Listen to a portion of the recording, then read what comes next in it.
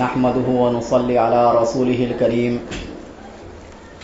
أما بعد فأعوذ بالله من الشيطان الرجيم بسم الله الرحمن الرحيم لو أنزلنا هذا القرآن على جبل لرأيته خاشعا متصدعا من خشية الله وتلك الأمثال نضربها للناس لعلهم يتفكرون. وقال الله تبارك وتعالى في مقام آخر إنا سنلقي عليك قولا ثقيلا. وقال الله تبارك وتعالى في مقام آخر إنا عرضنا الأمانة على السماوات والأرض والجبال فأبين أن يحملنها وأشفقن منها وحملها الإنسان إنه كان ظلوما جهولا. وقال النبي صلى الله عليه وسلم خيركم من تعلم القرآن وعلمه. وقال النبي صلى الله عليه وسلم في مقام آخر اقرأ وارتقي ورتل كما كنت ترتل في الدنيا فإن منزلتك عند آخر آية تقرأها. صدق الله العظيم وصدق رسوله النبي الكريم. سامعین محترم اور معزز ساتھیوں،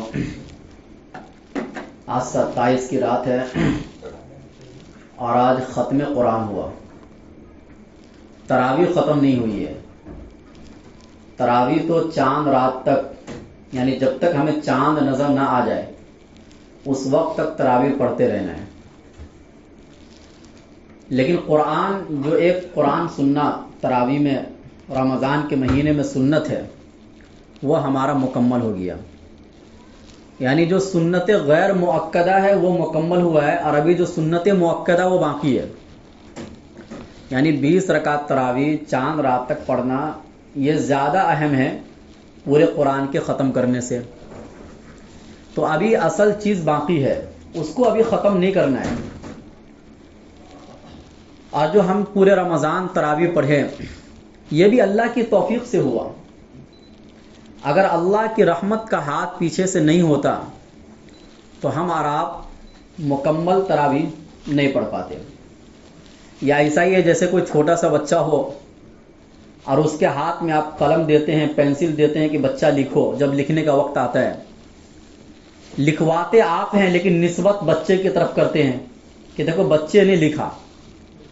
ایسے ہی اللہ تعالیٰ آپ سے کام کرواتے ہیں، یہ توفیق اللہ دیتے ہیں. لیکن جب یہ کام ہمارا پورا ہو جاتا ہے تو اللہ کہتے دیکھو میرے بندے نے یہ کام کیا.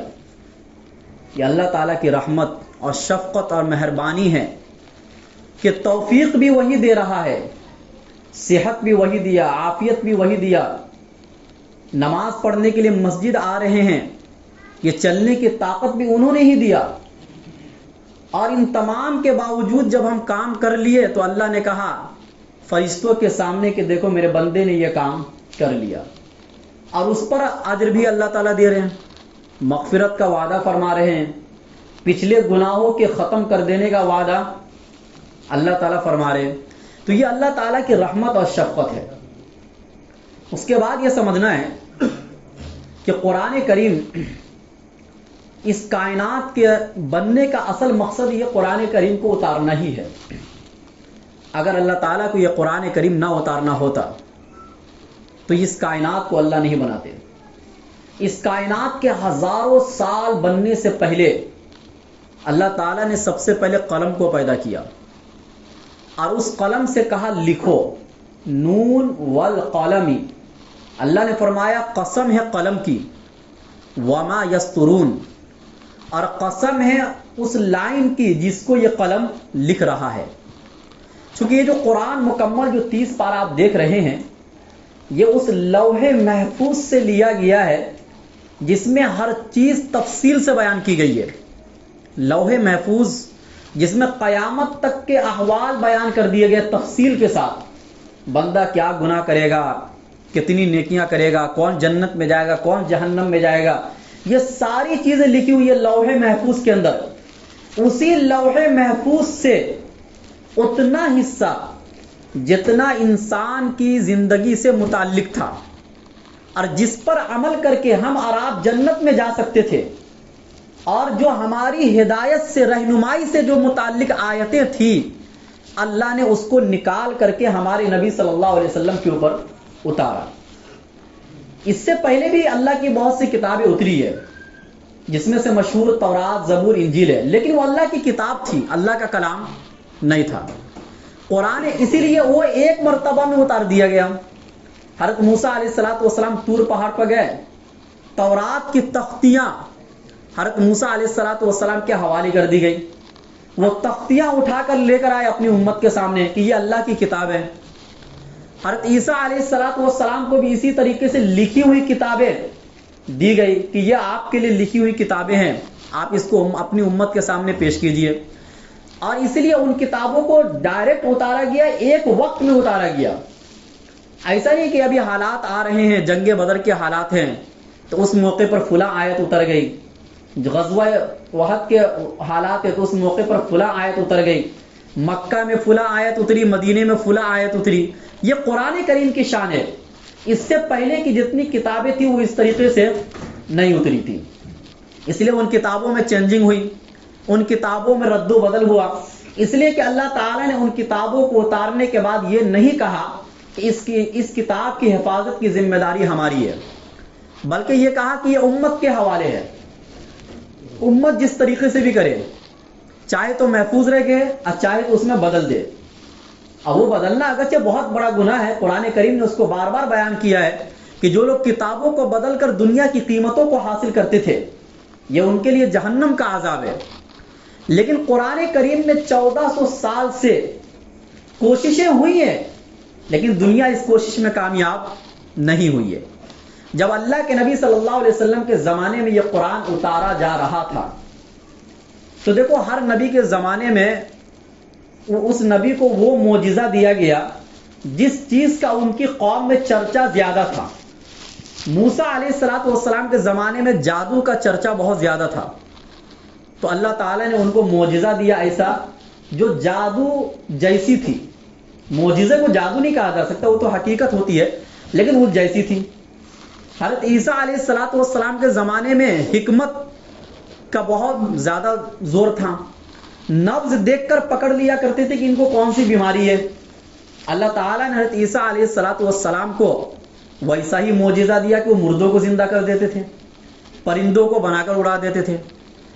ہمارے نبی صلی اللہ علیہ وسلم سب سے آخری نبی، آپ کے زمانے میں زبان دانی کا بہت زور تھا، اتنا زور تھا کہ مکہ کی چھوٹی چھوٹی بچیاں بھی شعر و شاعری میں بات کیا کرتی تھی، فصاحت و بلاغت میں وہ کلام کیا کرتی تھی، اور اللہ تعالیٰ نے زبان دانی پر اتنا ان کو عبور دیا تھا کہ ساری دنیا کے لوگوں کو وہ کہتے تھے یہ گونگے لوگ ہیں، بولنے والے تو اصل ہم ہیں، اس لیے ان کو عربی کہا جاتا ہے، اور ساری دنیا کے لوگوں کو عجمی کہا جاتا ہے۔ عربی زبان میں لفظ عجمی کا مطلب ہی ہوتا ہے گونگا۔ یہ اتنا اچھا بولتے تھے، ان کے بولنے کی، ان کی زبان دانی کی تعریف خود اللہ نے کی ہے۔ اب سوچو اتنے اچھے بولنے والے لوگوں کے سامنے جب کوئی کلام پیش کیا جائے گا تو کیسا کلام پیش کیا جائے گا؟ بھائی جب سامنے بیٹھنے والے سب ہائی لیول کے لوگ ہوں تو ان کے سامنے جب بیان کرنے کے لیے کسی کو بیٹھایا جائے گا تو اسی جیسے عالم کو بیٹھایا جائے گا، ہر کسی کو نہیں بیٹھایا جائے گا۔ اسی طریقے سے جب اللہ کے نبی صلی اللہ علیہ وسلم اس دنیا میں آئے تو آپ کی زبان بھی ان تمام لوگوں سے اعلیٰ، فصاحت و بلاغت کے ٹھاٹے مارتے سمندر تھے اللہ کے نبی صلی اللہ علیہ وسلم۔ بہت ساری باتوں کو 2 لفظوں میں سمیٹ دیا کرتے تھے اللہ کے نبی صلی اللہ علیہ وسلم، اور اس زمانے کے سارے لوگ ہی ایسے تھے۔ لیکن جب ان کے سامنے یہ قرآن اترا تو شروع میں ان لوگوں نے یہ کہا کہ محمد صلی اللہ علیہ وسلم اس قرآن کو بنا کر لاتے ہیں، حالانکہ انہیں یقین تھا کہ یہ خود سے بنا کر نہیں لاتے ہیں، لیکن نہ ماننے کا ایک بہانہ تو چاہیے تھا نا۔ انہوں نے کہا کہ یہ کلام خود سے بنا کر لاتے ہیں اور ہمارے سامنے پیش کرتے ہیں۔ اللہ تعالی نے پورے قرآن میں 3 مرتبہ ان کو چیلنج کیا۔ کبھی تو یہ کہا کہ اس جیسی ایک صورت بنا کر لا کر پیش کر دو، انا اعطیناک الکوثر فصلی لربک وانحر ان شانئک ھو الابتر، یہ چھوٹی سی سورہ کعبہ شریف پر لٹکا دیا گیا کہ بھائی اس جیسی ایک صورت تم بنا کر پیش کر دو. وہ اس سے عاجز آ گئے. اس جیسی ایک آیت بنا کر پیش کر دو, وہ اس سے عاجز آ گئے. اللہ تعالیٰ نے فرمایا فَإِن لَّمْ تَفْعَلُوا وَلَن تَفْعَلُوا, تم نہیں کر سکتے ہو, قیامت تک نہیں کر سکتے ہو یہ کام. قرآن جیسی ایک آیت بنا کر پیش کر دینا, یہ قیامت تک نہیں کر سکتے ہو. ایک جگہ پر اللہ نے فرمایا قُلْ لَئِنِ اجْتَمَعَتِ الْإِنسُ وَالْجِنُّ عَلَىٰ أَن يَأْتُوا بِمِثْلِ هَٰذَا الْقُرْآنِ, کہ اگر انسان اور جنات, ساری دنیا کے انسان اور ساری دنیا کی جنات, اور اس میں سب عربی جاننے والے لوگ ہو, وہ تمام اکٹھا ہو جائے اور قرآن جیسی ایک آیت بنا کر پیش کرنا چاہے تو وہ نہیں پیش کر سکتے. یہ قرآن کا معجزہ ہے. اللہ تعالیٰ نے یہ چیلنج دیا دنیا والے کو, اور یہ چیلنج صرف اس زمانے کے لوگوں کے لیے نہیں تھی, یہ قیامت تک آنے والے لوگوں کے لیے یہ چیلنج ہے کہ قرآن جیسی ایک صورت بنا کر تم پیش کر دو. لیکن یہ نہیں ہو سکتا.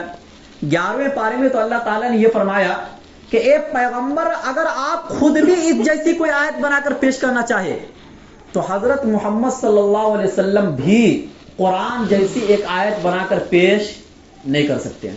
جن پر کلام اتارا جا رہا ہے, جن پر قرآن اتارا جا رہا ہے, جب وہ خود اس جیسی ایک آیت بنا کر پیش نہیں کر سکتے ہیں تو دنیا کے سارے لوگ مل کر کیا پیش کر سکتے ہیں؟ اللہ کے نبی کے علم کے سامنے ساری دنیا کا علم ایسا ہی ہے جیسے سمندر کا ایک قطرہ, ایک قطرے میں پوری دنیا ہے, اور اللہ کے نبی صلی اللہ علیہ وسلم کا علم جیسے سمندر ہے. تو ان کا تو مقابلہ ہی نہیں ہو سکتا ان کے علم کا, لیکن وہ بھی پیش نہیں کر سکتے. یہ ہے قرآن کریم کی عظمت. اسی لیے قرآن کریم میں اللہ تعالیٰ نے فرمایا کہ لو انزلنا هذا القرآن على جبل لرأيت, کہ اگر اس قرآن کو پہاڑ پر اتارا جاتا تو آپ پہاڑ کو دیکھتے کہ وہ ریزہ ریزہ ہو جاتا. خوف کی وجہ سے, اللہ کے ڈر کی وجہ سے وہ ریزہ ریزہ ہو جاتا. لیکن اللہ تعالیٰ, اب یہ قرآن چونکہ انسان کے سینوں میں آیا, انسان کا سینہ اس کو برداشت کر لیا, لیکن پہاڑ برداشت نہیں کر سکتا ہے, دنیا کی کوئی اور مخلوق برداشت نہیں کر سکتی ہے. اس کی وجہ یہ ہے کہ اس کا جتنا بھی بوجھ تھا وہ ہمارے نبی صلی اللہ علیہ وسلم نے اٹھا لیا, اور اٹھانے کے بعد امت کے حوالے کر دیا. اس لیے ہمیں اس قرآن کریم کے پڑھنے کے بعد کوئی بوجھ محسوس نہیں ہوتا ہے. ورنہ تو اللہ تعالیٰ نے قرآن کریم میں فرمایا انا سنلقی علیک قولا ثقیلا, اے پیغمبر ہم آپ پر ایک بھاری کلام اتارتے ہیں. یہ اتنا بھاری اور وزنی کلام تھا کہ حدیث کے اندر آتا ہے, صحیح بخاری کی حدیث ہے کہ حضرت عائشہ صدیقہ فرماتی ہے کہ سخت ٹھنڈی کے زمانے میں اللہ کے نبی صلی اللہ علیہ وسلم پر جب وحی اترتی تھی تو وَإِنَّ جَبِينَهُ لَيَتَفَصَّدُ عَرَقًا, اللہ کے نبی صلی اللہ علیہ وسلم کی پیشانی مبارک پسینے سے شرابور ہو جاتی تھی سخت ٹھنڈی کے مہینے میں. ایک حدیث میں آیا کہ قُرِبَ لِذَلِكَ وَيَتَرَبَّدَ وَجْهُهُ, کہ اللہ کے نبی کو اس کی وجہ سے سخت تکلیف ہوتی تھی اور آپ کے چہرے کا رنگ بدل جاتا تھا. ایک مرتبہ مقام جعرانہ میں اللہ کے نبی صلی اللہ علیہ وسلم کے سامنے ایک صحابی آئے اور ان کو عمرہ کے کچھ مسائل پوچھنے تھے, لیکن ان کی یہ خواہش تھی کہ جب اللہ کے نبی پر وحی اترے تو اس حالت میں میں نبی کو دیکھوں, وہ حالت کیسی ہوتی ہے. حضرت عمر فاروق نے کہا ٹھیک ہے تم یہیں پر رکو, جب وحی اترنے کا وقت آئے گا تو میں تم کو بلا لوں گا. چنانچہ وحی جب اترنے کا وقت آیا تو اللہ کے نبی صلی اللہ علیہ وسلم کے اوپر ایک چادر ڈال دی گئی اور اس شخص کو بلایا گیا اور کہا چادر اٹھا کر دیکھو. تو انہوں نے جب دیکھا تو جیسے کوئی جوان اونٹنی ہو اور اس کے سانس لینے کی جو آواز ہوتی ہے, اس طریقے سے اللہ کے نبی صلی اللہ علیہ وسلم کے سینے مبارک سے آواز آ رہی تھی. ایک حضرت زید بن ثابت رضی اللہ عنہ فرماتے ہیں کہ ایک مرتبہ اللہ کے نبی صلی اللہ علیہ وسلم بیٹھے ہوئے تھے, آپ کا ران مبارک میرے ران مبارک پر تھا, اسی حالت میں وہی اترنے لگ گئی.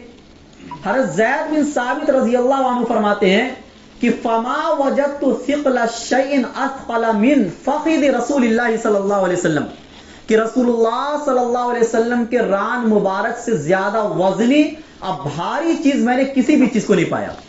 اتنا وزندار کلام. جب اللہ کے نبی اونٹنی پر سواری فرما رہے ہوتے تھے اور اس حالت میں وہی اترتی تھی تو اللہ کے نبی صلی اللہ علیہ وسلم کی اونٹنی بیٹھ جایا کرتی تھی. یہ قرآن کریم کی طاقت ہے. لیکن ہم اور آپ ہیں جس کو یوں ہی پڑھ دیتے ہیں اور نہ دماغ پر کوئی اثر ہوتا ہے، نہ دل پر کوئی اثر ہوتا ہے، نہ جسم پر اس کا اثر ہوتا ہے.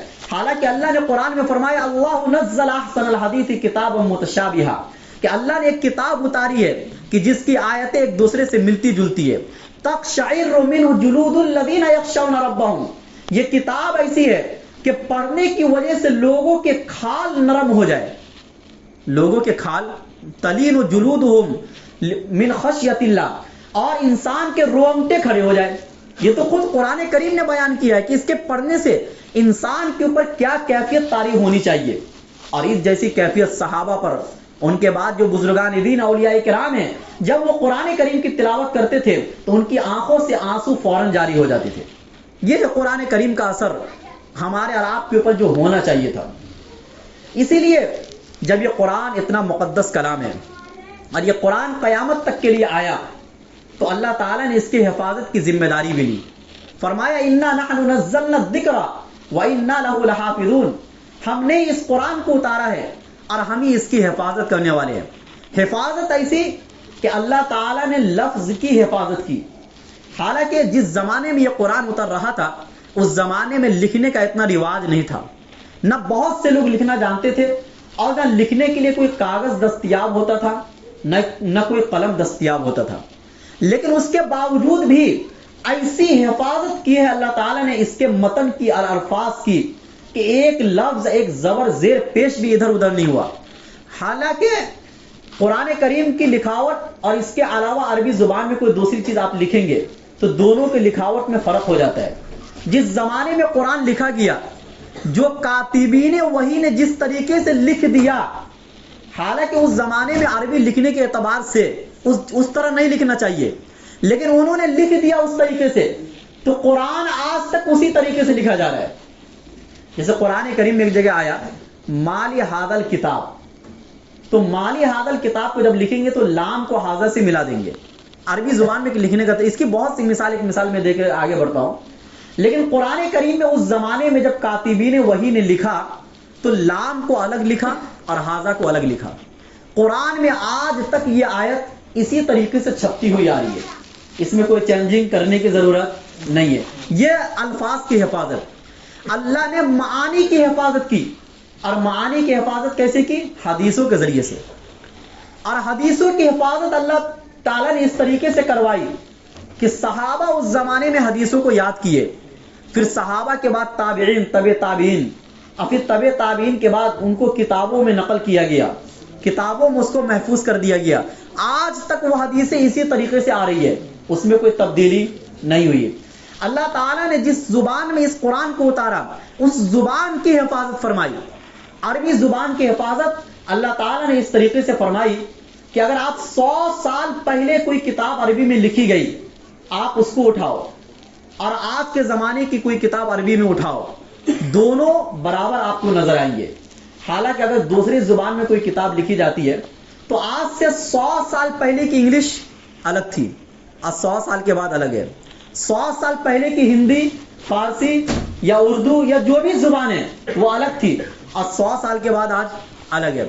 لیکن عربی زبان اللہ کے نبی کے زمانے میں جیسی بولی جاتی تھی آج بھی مدارس کے اندر اور مکاتب کے اندر اسی طریقے سے عربی زبان کو پڑھایا جاتا ہے، اس میں کوئی بھی چینجنگ نہیں ہوتی ہے. اللہ نے زبان کی حفاظت فرمائی. نمبر 4، جس ذات پر اس قرآن کو اتارا گیا اس ذات کی حفاظت فرمائی. اس طریقے سے ان کے ایک ایک حالات کو محفوظ کیا گیا. کب قرآن کی آیت اتری، کس طریقے سے اتری، کس حالت میں اتری اور کس پس منظر میں یہ آیت اتری ہے، ان تمام چیزوں کو محفوظ کیا گیا. اسی طریقے سے اللہ کے نبی صلی اللہ علیہ وسلم کے نسب کو محفوظ کیا گیا. پھر اللہ کے نبی سے لینے والے جو صحابہ تھے ان تمام صحابہ کے ایک ایک حالات کو محفوظ کیا گیا. وہ کب پیدا ہوئے، کب انتقال ہوئے، کب اسلام لائے، انہوں نے کتنی نمازیں پڑھی، کتنے روزے رکھے، ان کی زندگی کا کیا دستور تھا، وہ ایک ایک چیز کو کتابوں میں محفوظ کیا گیا. کیونکہ صحابہ سب سے پہلے قرآن کو لینے والے تھے. ایسا نہ ہو کہ صحابہ پر سے اعتماد ختم ہو جائے اور قرآن میں شک و شبہ پیدا ہو جائے.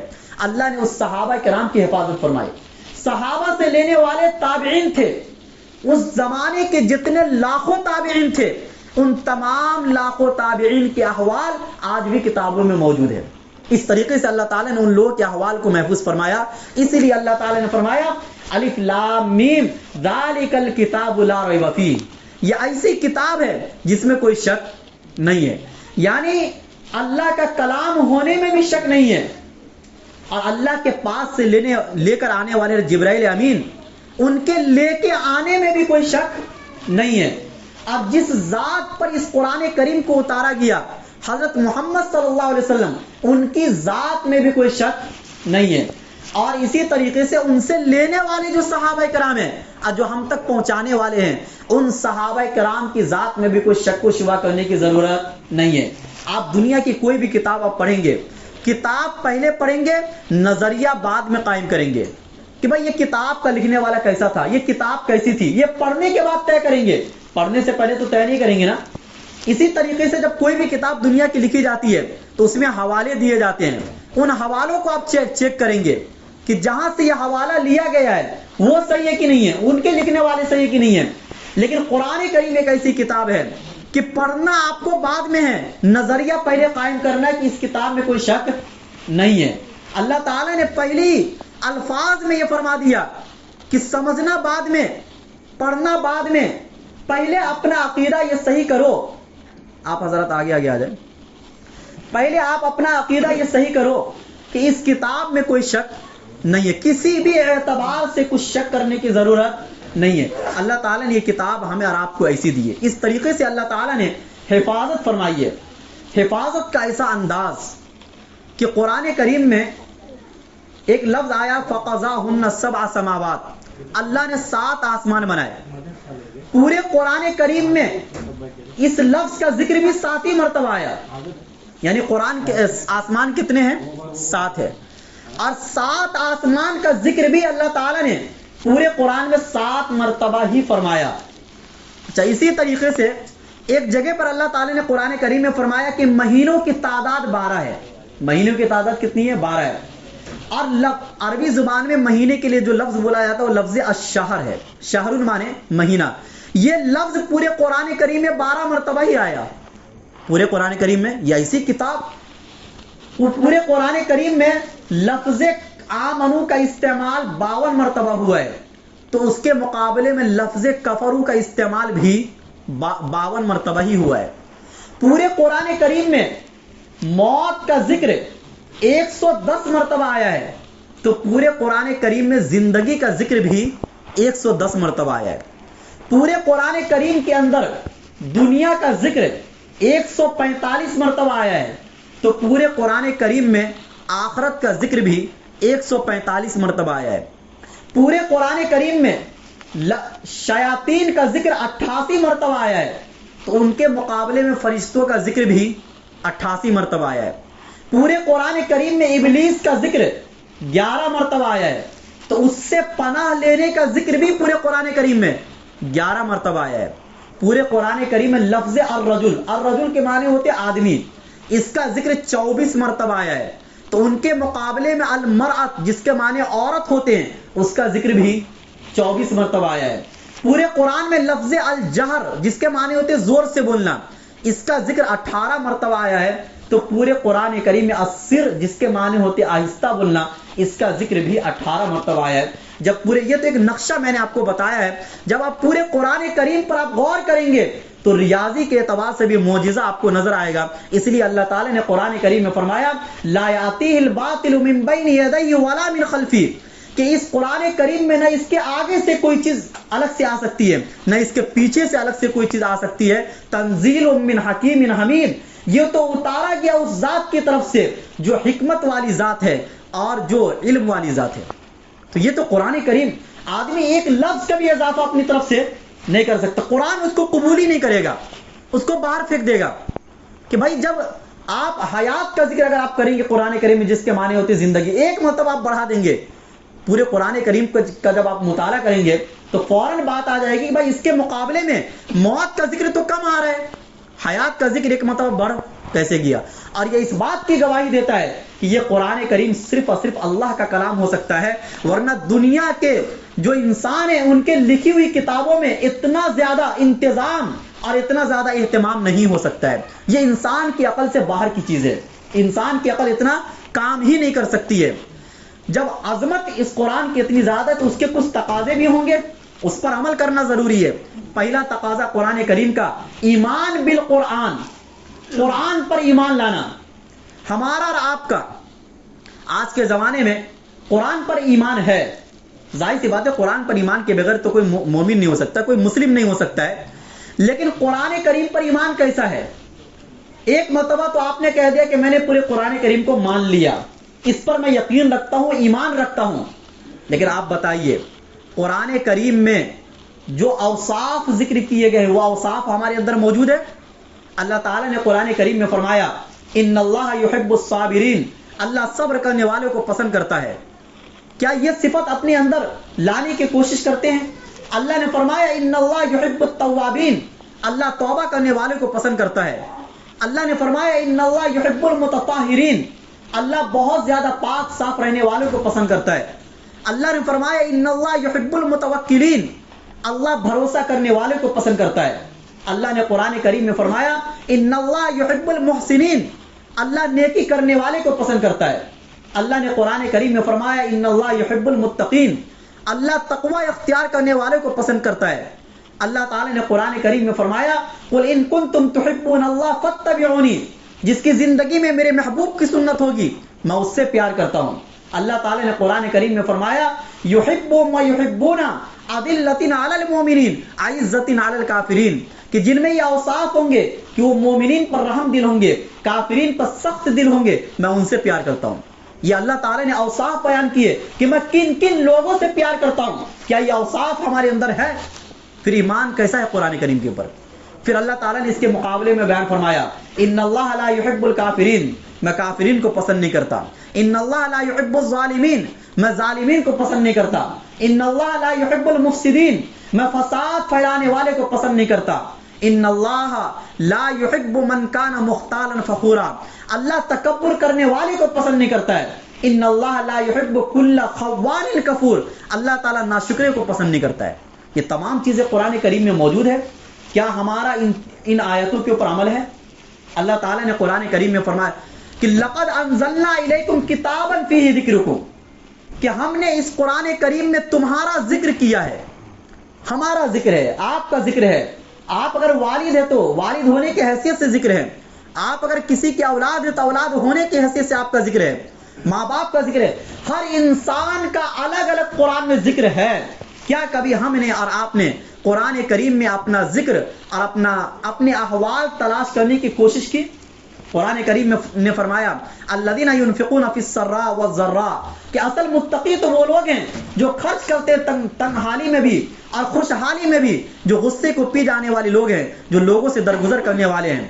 قرآن کریم نے فرمایا التائبون العابدون الحامدون السائحون, کہ اصل مومن تو وہ ہے جو توبہ کرنے والے ہیں, جو عبادت کرنے والے ہیں, جو روزہ رکھنے والے ہیں, جو رکوع کرنے والے ہیں, جو سجدہ کرنے والے ہیں, جو امر بالمعروف و نہی عن المنکر کرنے والے ہیں, جو اللہ کے حدود کی حفاظت کرنے والے ہیں. کیا ان آیتوں پر ہمارا عمل ہے؟ اللہ نے فرمایا وَمَن يَتَّقِ اللَّهَ يَجْعَل لَّهُ مَخْرَجًا, جو اللہ سے تقوی اختیار کرے گا اللہ ان کے لیے تنگی سے نکلنے کا راستہ نکال دیں گے. کیا ان آیتوں پر ہمارا ایمان ہے؟ اللہ نے فرمایا یا ایھا الذین آمنوا قوا انفسکم واہلیکم نارا, کہ اے ایمان والو تم اپنے گھر والوں کو اور اپنے بچوں کو اس آگ سے بچاؤ جس کے ایندھن لوگ اور پتھر ہوں گے. کیا ان آیتوں پر ہمارا عمل ہے؟ اللہ نے فرمایا یا ایھا الذین آمنوا استعینوا بالصبر والصلاۃ, اے ایمان والو صبر اور نماز کے ذریعے سے مدد طلب کرو. کیا ان آیتوں پر ہمارا عمل ہے؟ یا ایھا الذین آمنوا اتقوا اللہ وکونوا مع الصادقین, اے ایمان والو تقوی اختیار کرو اور سچے لوگوں کے ساتھ رہو. کیا ان آیتوں پر ہمارا عمل ہے؟ ایسی ہزاروں آیتیں. الا لعنت اللہ علی الظالمین, ظالمین پر اللہ کی لعنت ہو. فنجعل لعنت اللہ علی الکاذبین, جھوٹوں پر اللہ کی لعنت ہو. ویل للمکذبین, جھوٹ بولنے والے کے لیے ہلاکت اور بربادی ہے. کیا ان آیتوں پر ہمارا ایمان ہے؟ فرمایا یا ایھا الذین آمنوا اتقوا اللہ وذروا ما بقی من الربا, کہ جو سودی کاروبار ہے تم اس کو چھوڑ دو. کیا ان آیتوں پر ہمارا عمل ہے؟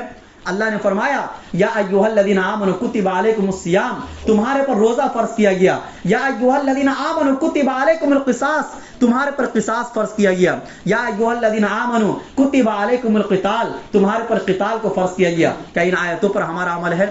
یہ سوال ہے قرآن کریم کا آپ سے اور ہم سے کہ ہم قرآن کریم کو مانتے ہیں، لیکن قرآن کریم میں جو آیتیں بار بار یا ایھا الذین آمنوا یا ایھا الذین آمنوا ہر پارے میں آ رہا ہے، لیکن ہمیں کچھ خبر نہیں ہے کہ اس ایمان سے ہم سے کیا کہا جا رہا ہے.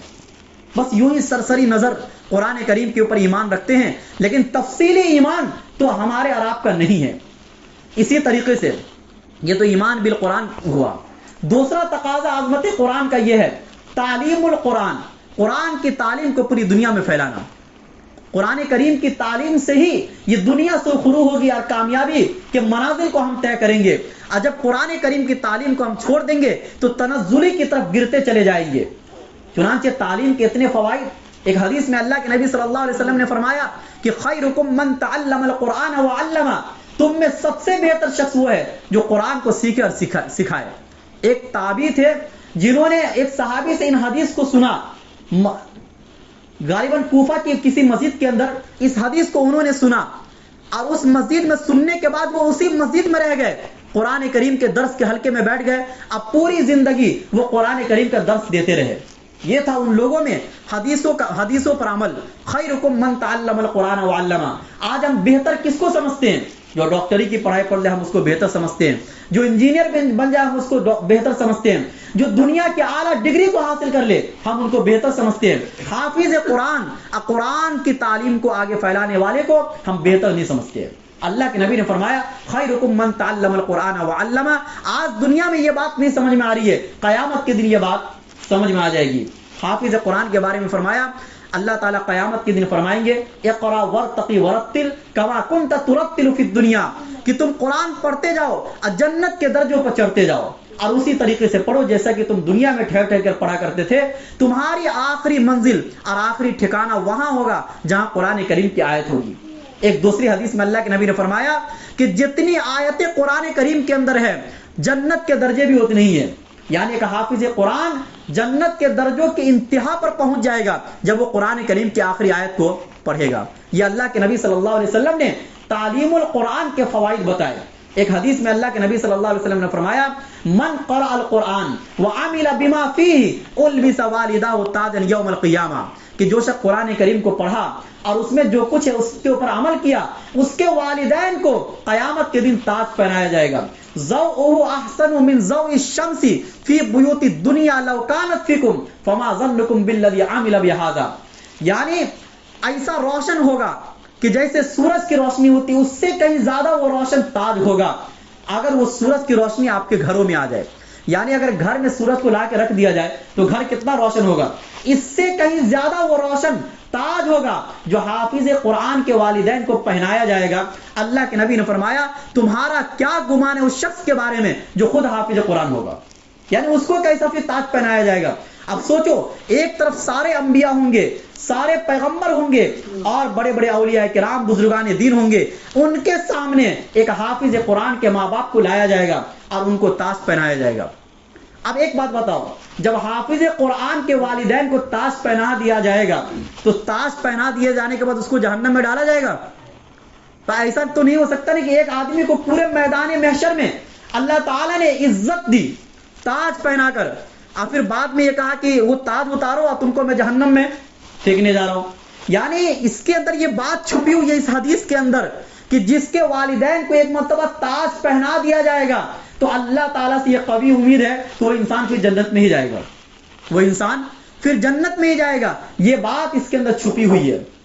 ایک حدیث میں اللہ کے نبی صلی اللہ علیہ وسلم نے فرمایا یجیء القرآن یوم القیامہ، قرآن آئے گا قیامت کے دن، وہ رب سے قرآن کہے گا یا رب بحلہ، اے میرے پروردگار حافظ قرآن کو کوئی جوڑا پہنائیے، آپ کوئی لباس پہنائیے.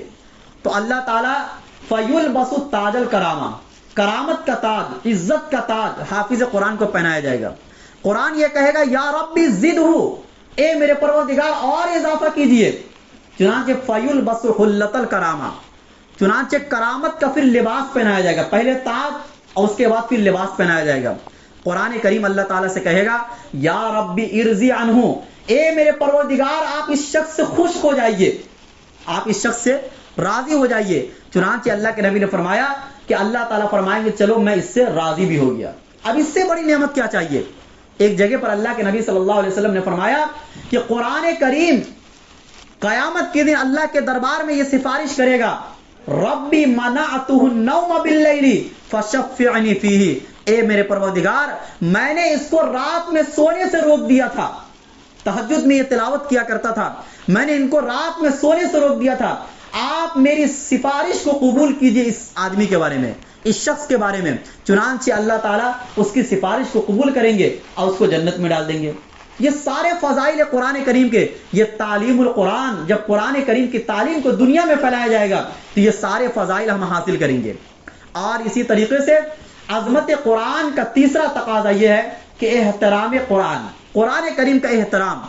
آج کل ہم قرآن کریم کو بھی اسی طریقے سے کتاب سمجھتے ہیں جیسے دنیا کی کتابوں کو سمجھتے ہیں ہم، نہ کوئی حفاظت ہے نہ کوئی اس کا احترام ہے۔ جس عظمت اور جس مہربانی کے ساتھ قرآن کریم کو چھونا چاہیے، اللہ کے نبی صلی اللہ علیہ وسلم نے فرمایا کہ وضو کر کے قرآن کریم کو چھو۔ قرآن میں خود لا یمس الا المطہرون، اس کو صرف پاک صاف لوگ ہی چھو سکتے ہیں۔ جب اس کی عظمت کو اتنا بیان کیا گیا تو ہمارے دل میں قرآن کریم کا کتنا احترام ہے، اس لیے احترام کو بھی اپنے دلوں میں لانے کی ضرورت ہے۔ یہ قرآن کریم کا پہلا حق تھا۔ دوسرا حق قرآن کریم کا محبت قرآن ہے، قرآن کریم سے محبت کرنا۔ قرآن کریم سے محبت کیسا کیا جائے؟ ایک صحابی تھے جو ہر نماز میں ہر رکعت میں قل واللہ احد پڑھتے تھے، جب بھی کوئی سورت ختم ہوتی تھی تو پہلے قل واللہ احد پڑھتے تھے، اس کے بعد پھر رکوع میں جاتے تھے۔ یہ بات اللہ کے نبی صلی اللہ علیہ وسلم تک پہنچی تو اللہ کے نبی صلی اللہ علیہ وسلم نے فرمایا کہ تم ایسا کیوں کرتے ہو؟ تو اس صحابی نے فرمایا کہ مجھے اس سورت سے محبت ہے۔ تو اللہ کے نبی صلی اللہ علیہ وسلم نے فرمایا کہ اس شخص کو خبر دے دو اللہ بھی اس سے محبت کرتا ہے۔ اور اسی جیسا ایک واقعہ ایک دوسری حدیث میں ہے جس میں اللہ کے نبی صلی اللہ علیہ وسلم نے فرمایا کہ تمہارا قرآن سے محبت کرنا یہ تم کو جنت میں داخل کرے گا۔ کہاں داخل کرے گا؟ تو قرآن کریم تو ایک ایسی کتاب ہے کہ جس سے محبت کرنا بھی یہ ہمارے فائدے کے لیے ہے، یہ چیز ہمیں جنت میں داخل کرے گی، اس لیے قرآن کریم سے محبت کرنا ہم سیکھیں۔ یہ دوسرا حق ہوا قرآن کریم کا۔ تیسرا حق قرآن کریم کا تلاوت قرآن، قرآن کریم کی تلاوت۔ رمضان کے مہینے میں صرف تلاوت کر دینا یا تلاوت کر لینا یہ کافی نہیں ہے۔ قرآن کریم اس لیے آیا ہے کہ زندگی بھر ہر لمحہ اس کی تلاوت کی جائے۔ خود تلاوت کا حکم قرآن کریم کے اندر ہے، اتل ما اوحی الیک من الکتاب واقم الصلاۃ، اے پیغمبر آپ تلاوت کیجئے اس کتاب کی جو آپ کی طرف اتاری گئی ہے آپ کے رب کی جانب سے۔ تلاوت قرآن، اللہ کے نبی اتنی تلاوت کرتے تھے کہ پوری پوری رات تلاوت میں گزار دیا کرتے تھے۔ ان لوگوں کی تراویح اور ان لوگوں کی نمازیں ہم لوگوں کی نمازوں کی طرح نہیں ہوتی تھی۔ حضرت عثمان غنی رضی اللہ عنہ کے زمانے میں تراویح اتنی لمبی ہوتی تھی کہ لوگوں کو کھڑے رہنے کی وجہ سے لاٹھی کا سہارا لینا پڑتا تھا۔ کس کا سہارا؟ لاٹھی کا۔ اتنا لمبا وہ لوگ کھڑے رہتے تھے نمازوں کے اندر، تراویح کے اندر، نوافل کے اندر، تہجد کے اندر۔ لمبی لمبی رکعتوں کا پڑھنا یہ انسان کے دلوں کے اوپر بوجھ بنتا ہے، لیکن جب آپ یہ کام کر لیں گے تو آپ کا دل اس سے بہت زیادہ کچلے گا۔ اس لیے قرآن کریم میں جب تہجد کے بارے میں بتایا گیا تو فرمایا ان ناشئۃ اللیل ہی اشد وطئا واقوم قیلا، کہ رات میں اٹھ کر تہجد پڑھنا، قرآن کریم کی تلاوت کرنا یہ نفس کو بہت زیادہ کچلتا ہے۔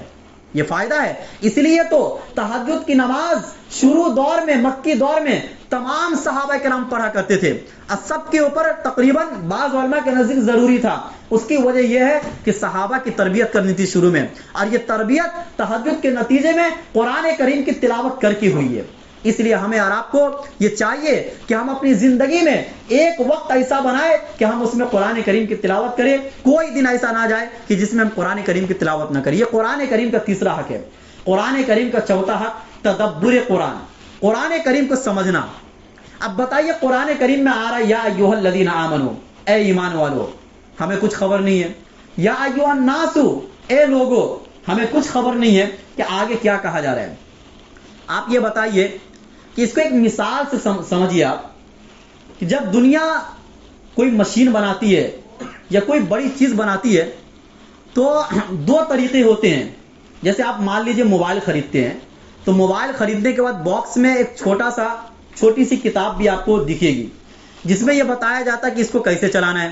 آپ لیپ ٹاپ یا کمپیوٹر خریدیں گے تو اس میں بھی آپ کو ایک کتاب دی جائے گی چھوٹی سی. اور اگر آپ کو چلانا ہی نہیں آتا, کوئی بہت قیمتی مشین ہے, تو اس کے لیے انجینئر کو بھی بھیجا جائے گا. کیوں؟ کہ ایسا نہ ہو کہ ایک ہی مرتبہ چلائے مشین کیا ہو جائے, ختم ہو جائے.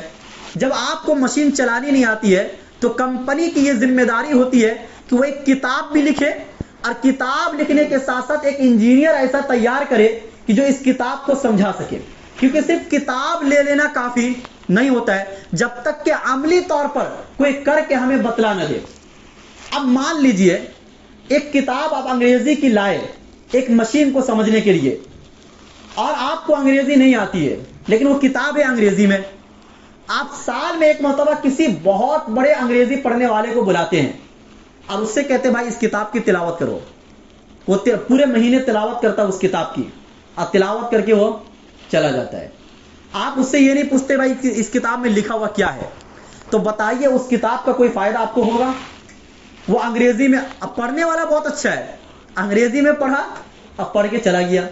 اس کتاب کا آپ کو کوئی فائدہ ہوگا؟ کوئی فائدہ نہیں ہوگا. بس اتنا ہوگا کہ آپ نے سن لیا. وہ جو قرآن کو سننے کا تو ثواب بھی مل جائے گا, لیکن اس کو سننے کا ثواب بھی نہیں ملے گا. اسی طریقے سے یہ قرآن کریم آیا, کیوں آیا؟ اللہ نے مقصد کیا بیان کیا شروع میں؟ ہدی للمتقین, یعنی لوگوں کی رہنمائی کے لیے کتاب آئی. اصل مقصد تھا اللہ تعالیٰ کا لوگوں کی رہنمائی کرنا کہ جنت والا راستہ کون ہے اور جہنم والا راستہ کون ہے. اس کے لیے اللہ تعالیٰ نے ایک کتاب بھیجی. یعنی انسان کی جو یہ مشین ہے, یہ بھی ایک مشین, یہ قیمتی مشین ہے. دنیا کی مشینوں میں سب سے قیمتی مشین کون سی ہے؟ انسانوں کی مشین ہے. اس مشین کو کیسے چلانا ہے, اس دنیا میں اس مشین کو کیسے چلانا ہے, اس کے لیے اللہ نے سب سے پہلے ایک کتاب بھیجی, اور کتاب کو سمجھانے والا حضرت محمد رسول اللہ صلی اللہ علیہ وسلم کو اللہ تعالیٰ نے بھیجا. اب دونوں چیزیں ہو گئی, اللہ نے کتاب بھی بھیجا اور اس کتاب کو مکمل طور سے اللہ کے نبی صلی اللہ علیہ وسلم نے سمجھا دیا. عملی طور سے عمل کر کے ایک ایک آیت پر کئی مرتبہ عمل کر کے اللہ کے نبی صلی اللہ علیہ وسلم نے ہمیں اور آپ کو سمجھا دیا. اللہ کا حق تو ادا ہو گیا, نبی صلی اللہ علیہ وسلم کا بھی حق ادا ہو گیا کہ انہوں نے ہمیں سمجھا دیا. لیکن کتاب کس میں ہے؟ عربی زبان کے اندر ہے. آپ پھر کتاب کے ساتھ وہی حال کر رہے ہیں کہ بھائی سال میں ایک مرتبہ ایک حافظ قرآن کھڑا ہوتا ہے, وہ تراویح پڑھ کے آپ کو سنا دیتا ہے اور آپ اپنے اپنے گھروں پر چلے جاتے ہیں. قرآن میں رہنمائی کی کیا چیز ہے یہ پتہ چلا آپ کو؟ ہماری زندگی میں رہنمائی کے لیے اللہ تعالیٰ نے کیا اتارا ہے؟ بار بار لفظ آ رہے یا ایھا الذین آمنوا یا ایھا الناس. اس سے اللہ اصل کہنا کیا چاہ رہے ہیں یہ آپ کو پتہ چلے گا. اچھا, دنیا کی جو مشین ہے اگر وہ خراب بھی ہو جائے تو زیادہ سے زیادہ کتنا نقصان ہوگا؟ 10 لاکھ کا, 20 لاکھ کا, 50 لاکھ کا, 1 کروڑ کا, بس اتنا ہی نقصان ہو سکتا ہے. لیکن اگر انسان کی مشین خراب ہو گئی, انسان کی مشین اگر خراب ہو گئی تو دنیا میں ظلم پھیلے گا, جھوٹ پھیلے گا, رشوت پھیلے گا, ایک دوسرے کو مارنا, گالم گلوچ کرنا, دوسرے کے حقوق کو دبانا, چوری کرنا, ڈکیتی کرنا, زنا کرنا, شراب پینا, یہ تمام برائیاں, انسان کا امن اور سکون یہ برباد ہو جائے گا. اگر انسان کی مشین خراب ہو گئی تو یہ مشین کو صحیح کیسے کیا جائے گا؟ اللہ کے نبی کی زندگی کو سامنے رکھا جائے گا اور قرآن کریم کو سامنے رکھا جائے گا. اللہ تعالیٰ نے کتاب ایسی دی اور پیغمبر ایسا بنایا کہ کتاب جیسی پیغمبر ویسے, اور جیسے پیغمبر کتاب ویسی. یہ بات خود حدیث کے اندر موجود ہے. حضرت عائشہ صدیقہ رضی اللہ تعالی عنہ سے ایک صحابی نے سوال کیا کہ اللہ کے نبی کے اخلاق کیا تھے, اللہ کے نبی کے اخلاق کیا تھے؟ حضرت عائشہ صدیقہ نے فرمایا کیا تم قرآن نہیں پڑھتے ہو؟ جو قرآن ہے وہ نبی کے اخلاق تھے, اور جو نبی کے اخلاق ہے وہ قرآن ہے. ایسا نمونہ اللہ تعالیٰ نے ہمارے اور آپ کے سامنے رکھ دیا، لیکن پھر بھی ہم سمجھنے کو تیار نہیں ہے. تو گویا قرآن کریم کے ساتھ ہم ویسا ہی معاملہ کر رہے ہیں کہ جیسا کوئی انگریزی کی کتاب ہم لے کر آئے مشین سمجھنے کے لیے، لیکن اس کا ہم نے ترجمہ کر کے نہیں دیکھا. لہٰذا یہ ہماری اور آپ کی ذمہ داری ہے کہ ہم زندگی میں اپنا ٹائم نکالے قرآن سمجھنے کے لیے. وہ آپ کی زندگی سے متعلق قرآن کیا کہہ رہا ہے، آپ کے حقوق کے متعلق قرآن کیا کہہ رہا ہے، اللہ سے متعلق قرآن کیا کہہ رہا ہے، نبی سے متعلق قرآن کیا کہہ رہا ہے. قرآن تو ایسی کتاب ہے کہ ہدی شہر رمضان الذی انزل فیہ القرآن ہدی للناس وبینات من الہدی والفرقان. یہ فرقان ہے، یہ جھوٹے کو الگ کر دیتا ہے، سچے کو الگ کر دیتا ہے، منافق کو الگ کر دیتا ہے. یہ قرآن ایسی کتاب نہیں کہ جو چھپ چھپا کر کوئی چیز بیان کرے اور بیان کر کے آگے چلا جائے. وہ جو بھی بیان کرتا ہے کھول کر بیان کرتا ہے. یہ قرآن تھا. جب تک قرآن کو آپ نہیں سمجھیں گے اپنی زندگی میں رہنمائی کیسے حاصل کریں گے؟ پھر آپ رہنمائی حاصل کریں گے ٹی وی چینل سے، آپ رہنمائی حاصل کریں گے سوشل میڈیا سے، آپ رہنمائی حاصل کریں گے دنیا کے جھوٹے جھوٹے نیوز چینل کے چلانے والوں سے. پھر آپ کو صدمہ ہوگا، پھر آپ کو افسوس ہوگا، پھر آپ کو ٹینشن ہوگا. جب تک آپ قرآن کو نہیں سمجھیں گے آپ کو تسلی کیسے ملے گی؟ قرآن کہتا ہے وَمَا كَانَ رَبُّكَ نَسِيًّا، آپ کا رب بھولتا نہیں ہے. جب اس آیت کو آپ پڑھیں گے تو آپ کے دل کو تسلی ہوگی ہمارے حالات جیسے بھی ہوں لیکن اللہ نے مجھے بھولا نہیں ہے. قرآن کریم میں آیا ان اللہ مع الصابرین. جب آپ پر کوئی مصیبت آئے گی آپ ان آیتوں کو پڑھیں گے، آپ یہ کہیں گے کہ کتنی بھی مصیبت آ جائے لیکن اللہ میرے ساتھ ہے. جب قرآن کریم میں آپ پڑھیں گے علم یعلم بان اللہ یرا، کہ کیا انسان نہیں جانتا ہے کہ اللہ اس کو دیکھ رہا ہے. جب کوئی گناہ کرنے کا ٹائم آئے گا یہ آیت آپ کے ذہنوں کے اندر آئے گی، آپ فوراً کہیں گے کہ اللہ مجھے دیکھ رہا ہے. آپ قرآن کریم کو پڑھیں گے اور اللہ تعالیٰ فرمائیں گے وَنَحْنُ أَقْرَبُ إِلَيْهِ مِنْ حَبْلِ الْوَرِيدِ، کہ میں انسان سے اس کی شہ رگ سے زیادہ قریب ہوں. پھر آپ کے دل کو تسلی ہوگی کہ اللہ تو مجھ سے بہت بہت زیادہ قریب ہے، مجھے کسی انسان سے ڈرنے کی ضرورت نہیں ہے. قرآن کریم میں آیا فَأَيْنَ تَذْهَبُونَ، اے بندے تم کہاں جا رہے ہو. یہ ایسا ہی ہے کہ جیسے آپ کی کسی سے دشمنی ہو گئی، مان لیجئے میری آپ سے دشمنی ہو گئی، کئی دنوں سے بات چیت بند ہے، آپ اچانک جا رہے تھے، میں نے آپ کے دامن کو پکڑ لیا کہ کہاں جا رہے ہو، مجھ سے کیوں دور ہو رہے ہو. آج وہ ہاتھ ملاتے ہیں، گلے ملتے ہیں.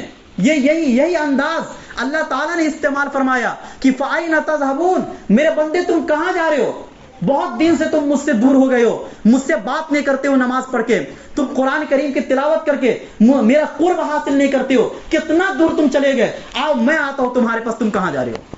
یہ قرآن کریم کی تسلی کی ہزاروں آیتیں ہیں. قل یا لا تقنطوا من رحمت اللہ، آپ میرے بندے سے کہہ دو کہ اللہ کی رحمت سے مایوس نہ ہو. ان آیتوں کو جب انسان پڑھے گا تو انسان کے دلوں کو تسلی ہوگی. یہی آیتوں کو پڑھ کر صحابہ کرام میدان جنگ کو جیت لیا کرتے تھے. صحابہ کرام بڑی بڑی جنگوں میں چلے جاتے تھے لیکن انہیں کوئی خوف نہیں ہوتا تھا کیونکہ ان کے ذہنوں میں ان آیتوں کا استحضار تھا. وہ قرآن کریم کو سمجھے تھے اور سمجھ کر پڑھے تھے. جب ہم اور آپ سمجھیں گے تو پھر ہمارا بھی یہی حال ہوگا، ہمارا ایمان مضبوط ہوگا، ہمارا دل مضبوط ہوگا اور پھر ہم دنیا کے حالات کتنے بھی بدل جائے ہم حالات سے گھبرانے والے نہیں. مسلمان تو وہ ہے جو حالات سے نہیں گھبراتا ہے، بلکہ مسلمان وہ ہے جو موت سے پیار کرتا ہے، موت سے محبت کرتا ہے کیونکہ اسے یقین ہوتا ہے. قرآن کریم نے فرمایا کیا ہے اینما تکونوا یدرککم الموت، تم جہاں کہیں بھی چلے جاؤ موت تم کو پکڑے گی. اب ان آیتوں کو جب انسان پڑھے گا تو اس کے ذہن میں یہ بات آئے گی کہ بھائی موت سے بھاگنے کی کیا ضرورت ہے، موت تو میرے پیچھے پیچھے آ رہی ہے.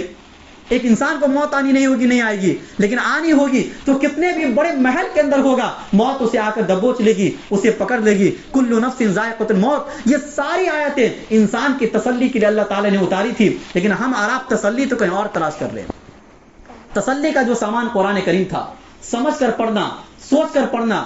آپ بتائیے کہ آپ کے والد صاحب کا کوئی خط آیا آپ کے پاس اور وہ خط عربی میں آیا اور آپ عربی نہیں جانتے ہیں تو آپ کیا کریں گے؟ کوئی میسج آیا آپ کے والد صاحب کا موبائل پر عربی میں آیا، آپ عربی نہیں جانتے ہیں، آپ فوراً جائیں گے کسی عربی جاننے والے کے پاس اور اس سے کہیں گے کہ بھائی میرے ابو جان کا یہ میسج آیا ہے، آپ پڑھ کر بتاؤ وہ کیا کہنا چاہتے ہیں.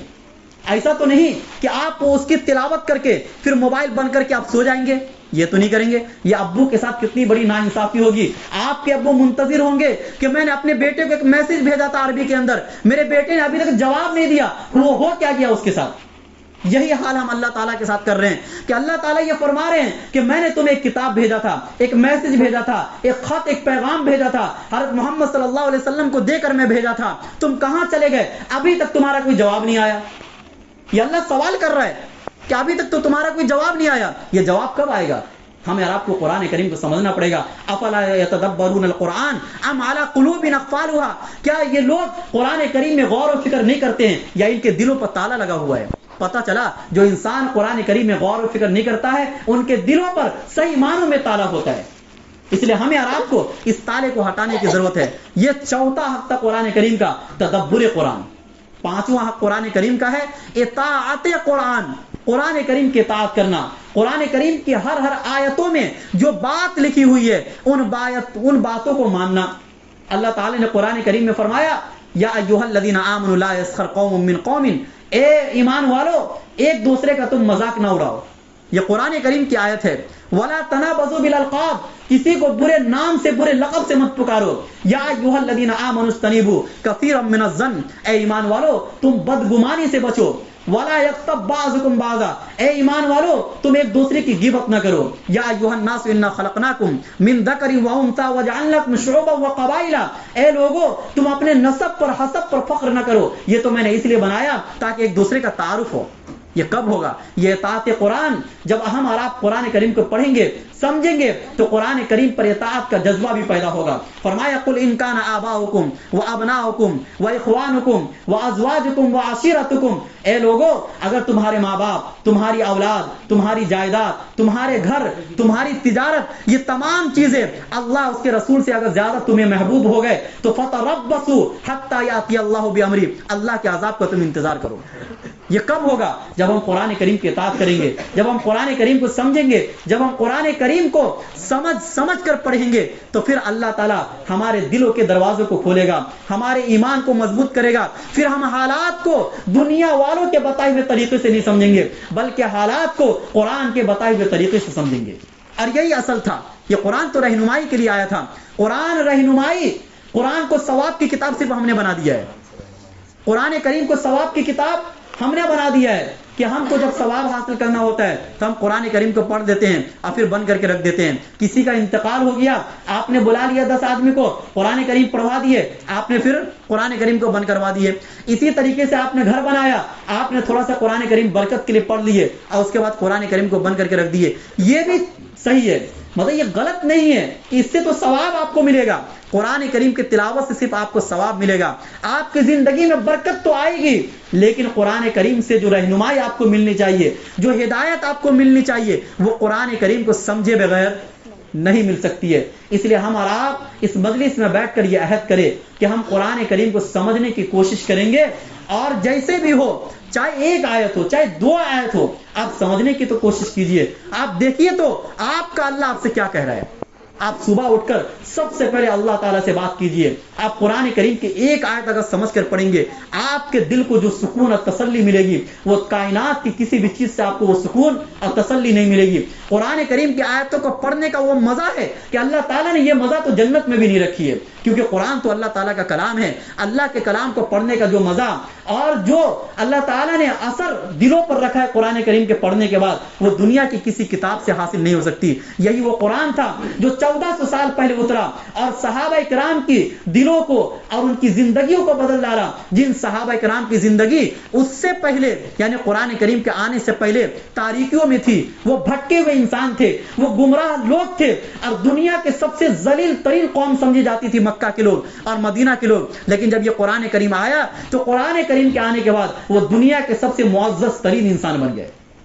یہ کیوں ہوا؟ یہ عمل کرنے سے ہوا، یہ قرآن کریم کو پڑھنے سے ہوا، یہ قرآن کریم کو سمجھنے سے ہوا. قرآن کریم کو ہم جب یوں ہی چھوڑ دیں گے اور یوں ہی رکھ دیں گے تو یہ قرآن کی بھی لعنت ہوگی انسان کے اوپر. یضل بہ کثیرا ویہدی بہ کثیرا. اس قرآن کے ذریعے سے اللہ بہت سے لوگوں کو ہدایت بھی دیتے ہیں، اور اس قرآن کریم کے ذریعے سے اللہ بہت سے لوگوں کو گمراہ بھی کرتے ہیں. اس لیے ہم جتنے بھی ایمان والے لوگ ہیں، ہم اپنی زندگی کے احوال کو اس قرآن کریم میں تلاش کریں. آپ کے اوپر جو بھی مصیبتیں آ رہی ہیں، آپ قرآن کھولیے، قرآن سے پوچھئے کہ میرے اوپر یہ مصیبت آئی ہے، اس کا کیا جواب ہوگا. آپ کے اوپر حالات آ رہے ہیں ملکی اعتبار سے، ملی اعتبار سے، انفرادی اعتبار سے، اجتماعی اعتبار سے، معاشرتی اعتبار سے، اخلاقی اعتبار سے، معاملات کے اعتبار سے، ان تمام چیزوں کا اسباب قرآن کریم میں موجود ہے. تمام چیزوں کا حل قرآن کریم میں موجود ہے. صحابہ کی زندگی میں جب کوئی حالات آتے تھے تو صحابہ سب سے پہلے قرآن کریم کو کھولتے تھے, اور قرآن کریم کو سمجھتے تھے, اور پھر دیکھتے تھے کہ قرآن ان حالات میں ہم سے کیا کہہ رہا ہے. اس لیے عہد کرے کہ ہم قرآن کریم کو سمجھ کر پڑھیں گے, چاہے ایک ہی آیت کیوں نہ ہو. اور اسی طریقے سے یہ بھی عہد کرے کہ آج بہت سے لوگ ایسے ہیں جن کو قرآن دیکھ کر بھی پڑھنا نہیں آ رہا ہے. تلاوت تو پہلے انسان کرے گا جبھی تو بعد میں سمجھے گا. آدمی آج بہت سے ایسے لوگ ہیں جن کو تلاوت کرنا بھی نہیں آ رہا ہے. آپ اگر تلاوت نہیں کر پا رہے ہیں, آپ اپنے بچے کو بھی مدارس اور مکاتب میں نہیں بھیج رہے ہیں. آپ کے نزدیک اسکول کی اتنی اہمیت ہے کہ آپ کے اسکول کا ٹائمنگ ہے, ٹیوشن کا ٹائمنگ ہے, لیکن عربی کا کوئی ٹائمنگ ہی نہیں ہے. بچے کو جب ٹائم مل رہا ہے جب بھیجا جا رہا ہے, جب ٹائم نہیں مل رہا ہے یا نیند زیادہ آ رہی ہے تو آپ بچے کو سلا دیتے ہیں. یہ قرآن کریم کی حق تلفی ہے. یہ اس بات کی گواہی دیتا ہے کہ آپ کے نزدیک دنیا کے علوم اوپر ہیں اور اللہ تعالیٰ کا علم, قرآن کریم کا علم, یہ نیچے ہے. تو ظاہر سی بات ہے پھر آپ کے ساتھ کیسا رویہ ہونا چاہیے اور کیسا برتاؤ ہونا چاہیے وہ ہم اور آپ جانتے ہیں. ہم اللہ سے جیسا گمان رکھیں گے فیصلے اسی کے مطابق اتریں گے. اس لیے یہ عہد کرے کہ ہم اپنے بچے کو قرآن کریم سکھائیں گے, اور ہر انسان اپنے بچے کو مکاتب میں بھیجنے کی کوشش کرے. اور ٹیوشن کے ٹائم کو آپ بدل سکتے ہیں. اسکول نہیں پڑھ رہا مت پڑھنے دو, لیکن قرآن کریم کی تعلیم یہ ضروری ہے, کیونکہ قرآن کریم کی تعلیم سے انسان بنے گا, اور دنیا کی تعلیم سے انسان نہیں بلکہ جانور بنتا ہے. اس لیے کہ آج کی دنیا کے حالات کو آپ دیکھ لو.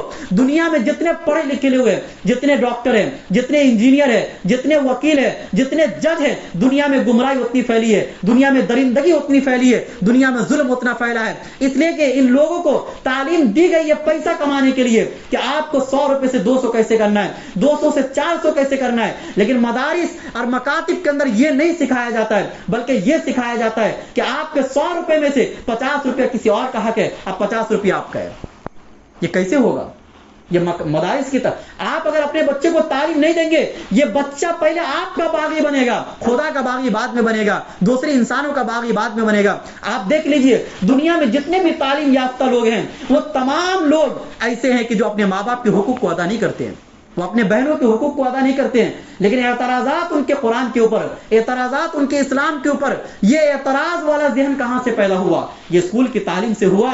اور یہ بے حیائی والی تعلیم جو انسانوں کو دی جاتی ہے, جو لڑکیوں کو آج کل اسکول اور کالج کے اندر دی جاتی ہے, یہ بے حیائی کو روکا جا سکتا ہے قرآن کریم کی تعلیم کے ذریعے سے.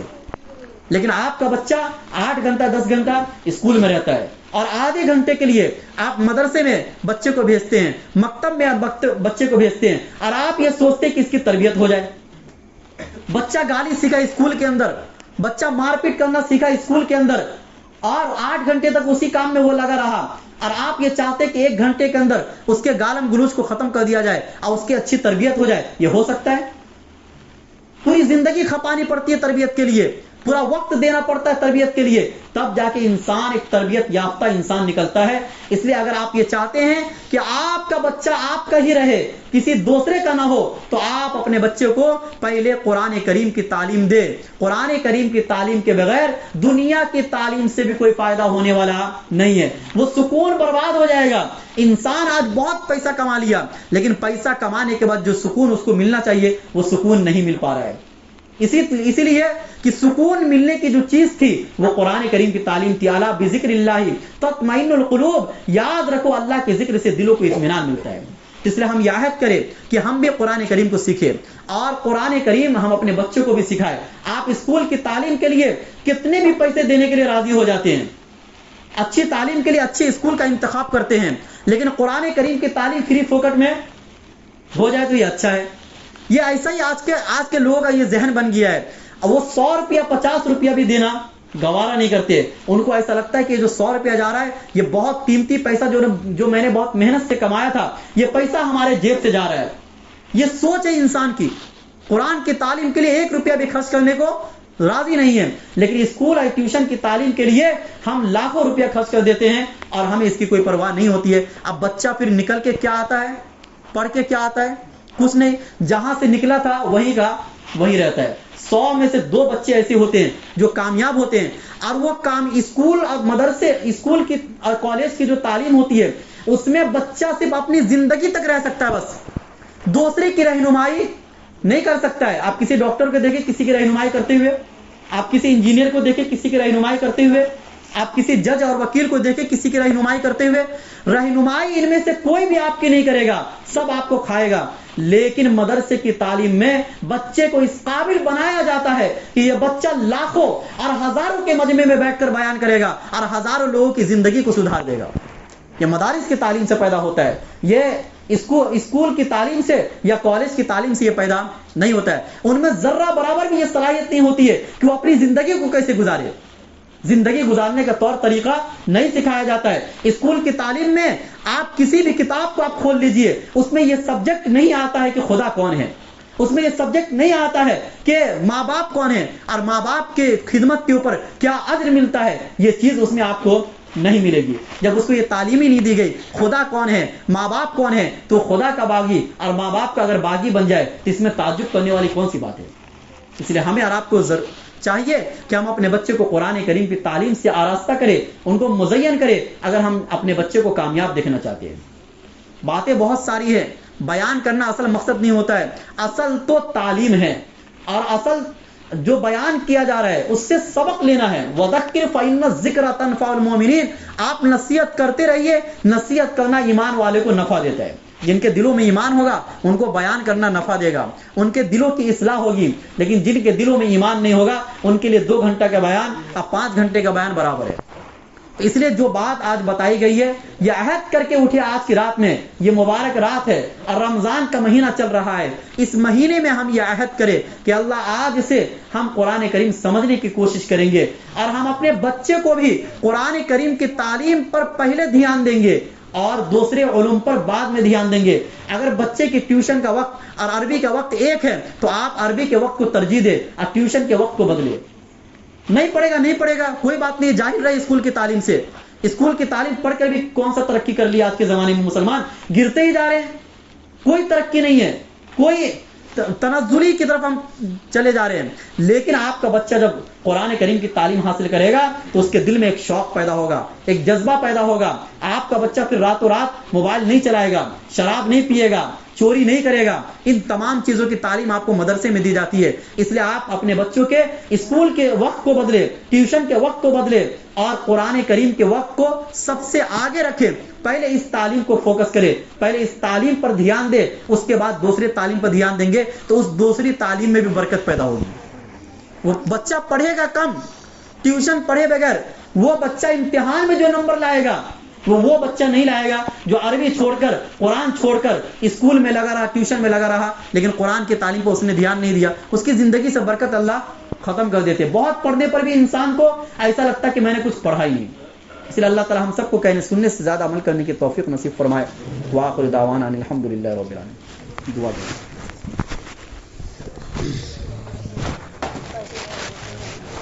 بسم اللہ الرحمن الرحیم. اللهم صل علی محمد وعلی آل محمد کما صلیت علی ابراہیم وعلی آل ابراہیم انک حمید مجید. اللهم بارک علی محمد وعلی آل محمد کما بارکت علی ابراہیم وعلی آل ابراہیم انک حمید مجید. ربنا آتنا فی الدنیا حسنة وفی الآخرة حسنة وقنا عذاب النار. ربنا ظلمنا انفسنا وإن لم تغفر لنا وترحمنا لنكونن من الخاسرین. ربنا هب لنا من ازواجنا وذرياتنا قرة اعین واجعلنا للمتقین اماما. اللهم ارحمنا یا ارحم الراحمین. اللهم اغفر لنا ذنوبنا یا رب العالمین. اللهم انك عفو تحب العفو فاعف عنا یا کریم. یا اللہ ہم گنہگار ہیں, ہمارے گناہوں کو معاف فرما, ہماری غلطیوں کو درگزر فرما. یا اللہ اپنی رضا, اپنی خوشنودی نصیب فرما. یا اللہ اپنا پیار نصیب فرما. یا اللہ اپنا دھیان, اپنا استحضار نصیب فرما. یا اللہ پیارے نبی صلی اللہ علیہ وسلم کی سنت طریقے کے مطابق زندگی گزارنے کی توفیق نصیب فرما. یا اللہ صحابہ سے محبت کرنے کی توفیق نصیب فرما, صحابہ کے راستے پر چلنے کی توفیق نصیب فرما. یا اللہ قرآن کریم سے محبت کرنے والا بنا. یا اللہ قرآن کریم کی تلاوت کرنے والا بنا. یا اللہ قرآن کریم کو سمجھ کر پڑھنے والا بنا. یا اللہ قرآن کریم کی ایک ایک آیت پر عمل کرنے کی توفیق نصیب فرما. یا اللہ قرآن کریم کے مطابق زندگی گزارنے کی توفیق نصیب فرما. یا اللہ مسلمان پریشان حال ہے, ان کی پریشانیوں کو دور فرما. یا اللہ عزت نصیب فرما, ذلت سے ہماری حفاظت فرما. یا اللہ ہمارے ملک کی حفاظت فرما. یا اللہ ہمارے ملک میں ظالم حکومتوں کو نکال دیجیے. یا اللہ مظلوموں کی مدد فرما, ظالموں کو شکست عطا فرما، اے اللہ ظالموں کو شکست عطا فرما، اے اللہ اس ملک کی بدحالی پر رحم فرما، اے اللہ اس ملک میں مسلمان بہت پریشان حال ہیں، اے اللہ ایمان والے بہت پریشان حال ہیں، اے اللہ ہمارے مدارس خطرے میں ہیں، ہمارے مساجد خطرے میں ہیں، اے اللہ تمام چیزیں خطرے میں ہیں، اسلام خطرے میں ہے، اے اللہ ہم سب کو اسلام کی سربلندی کے لیے عمل کرنے کی توفیق نصیب فرما، اے اللہ اسلام کی اس ملک میں حفاظت فرما، ایمان والوں کی اس ملک میں حفاظت فرما، اے اللہ اس ملک میں جتنے بھی مسلمان بستے ہیں سب کو اعمال صالحہ کی طرف لوٹنے کی توفیق نصیب فرما، اے اللہ اپنی زندگی کو بدلنے کی توفیق نصیب فرما، اے اللہ خصوصاً فلسطین کے مسلمانوں کی حفاظت فرما، اے اللہ وہاں کے بچوں کی حفاظت فرما، وہاں کے عورتوں کی عزت و ناموس کی حفاظت فرما، اے اللہ مسجد اقصی کی حفاظت فرما، اے اللہ یہودیوں کو نیست و نابود فرما، اے اللہ ان کو ذلیل و خوار فرما، اے اللہ ہم سب کی ان کے لیے مدد کرنے کی توفیق نصیب فرما، اے اللہ ان کے لیے دعائیں کرنے کی توفیق نصیب فرما، اے اللہ ان کے جیسا جذبہ عطا فرما، ان کے جیسا ایمان عطا فرما، اے اللہ ان کی شہادتوں کو قبول فرما، اے اللہ ان کی شہادتوں کو قبول فرما، اے اللہ ان کو مصیبتوں پر ثابت قدم رہنے کی توفیق نصیب فرما، اے اللہ ان کو فتح عنایت فرما، اے اللہ شکست سے ان کی حفاظت فرما، اے اللہ مسجد اقصی کی حفاظت فرما، اے اللہ مسجد اقصی کی حفاظت فرما، اے اللہ ہم سب کی حفاظت فرما، اے اللہ جو مسلمان قرض میں ڈوبے ہوئے ہیں اے اللہ قرض سے ان کی حفاظت فرما، اے اللہ جو کوئی کسی بھی لائن سے پریشان حال ہے اے اللہ ان کی اس لائن سے پریشانی کو دور فرما، اے اللہ عذاب قبر سے ہماری حفاظت فرما، حشر کی رسوائی سے ہماری حفاظت فرما، جہنم سے ہماری حفاظت فرما، جنت میں ہمارا داخلہ نصیب فرما، اے اللہ جنت میں ہمارا داخلہ نصیب فرما، اے اللہ نبی صلی اللہ علیہ وسلم کے ہاتھوں حوض کوثر سے پانی پینا نصیب فرما، اے اللہ نبی صلی اللہ علیہ وسلم کی شفاعت نصیب فرما، اے اللہ نبی صلی اللہ علیہ وسلم کی شفاعت سے محروم نہ فرما، اے اللہ اس دنیا میں ظاہری اور باطنی فتنوں سے ہماری حفاظت فرما، اے اللہ ہمارے کان کی حفاظت فرما، ہماری آنکھ کی حفاظت فرما، اے اللہ ہمارے بدن کی جسم کی حفاظت فرما، اے اللہ آپ کی نافرمانیوں سے ہماری حفاظت فرما، بد نظری سے ہماری حفاظت فرما، اے اللہ ہمیں اچھی سوچ عطا فرما، بری سوچ سے ہماری حفاظت فرما، اے اللہ حسن ظن کی توفیق نصیب فرما، اے اللہ آپ کے ساتھ سوء ظن سے ہماری حفاظت فرما، اے اللہ مسلمانوں کے کاروبار میں ترقی عطا فرما، رزق میں برکت عطا فرما، اے اللہ کثیر رزق عطا فرما، اے اللہ مسلمان رزق کے اعتبار سے بھی بہت پریشان حال ہوتے جا رہے ہیں، اے اللہ ان کے رزق کے اوپر حملہ کیا جا رہا ہے، ان کی دکانوں پر حملہ کیا جا رہا ہے، اے اللہ ان کی دکانوں کو محفوظ فرما، اے اللہ ان کی دکانوں کو محفوظ فرما، اے اللہ ان کے کاروبار کو محفوظ فرما، اے اللہ ان کے کاروبار کو محفوظ فرما، یقیناً یہ ہمارے برے اعمال کا نتیجہ ہے، اے اللہ ہمیں اس لائق اور اس قابل بنا کہ ہم اپنے اعمال کو سدھار لیں، ہم اپنے اعمال کو سدھار لیں، اے اللہ آپس میں مل جل کر رہنے کی توفیق نصیب فرما،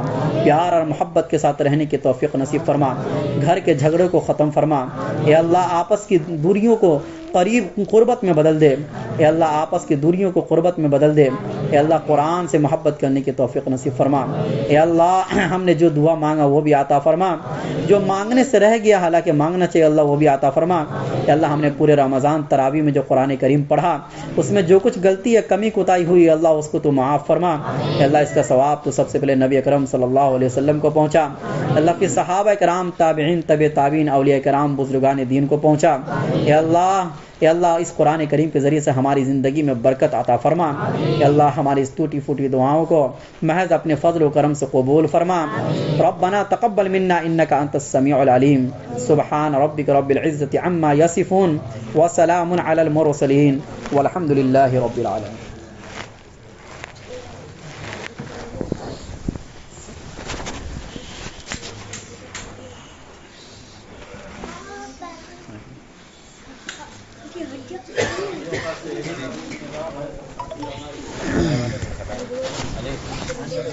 ٹھنڈا لگ گیا۔